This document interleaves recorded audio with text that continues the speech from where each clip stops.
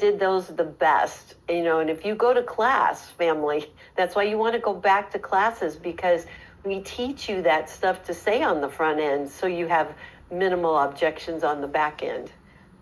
Right.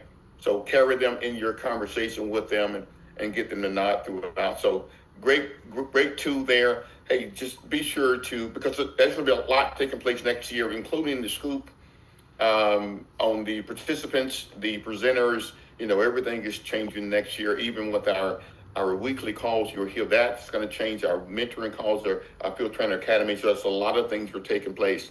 Hey, but one of the main places to go to if you're not getting information, this is what the site looks like as of this morning. Mm-hmm. So sales masterclass, so it's there. So this is what's there on, when I log in, this is what's there right now. Right. So be sure, sales masterclass is coming up. It has some important dates, but go to the pplsi Associate Small Business /small group Facebook page.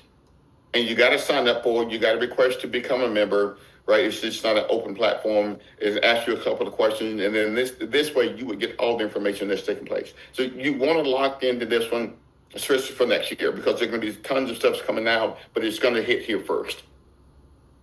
Yeah. Right?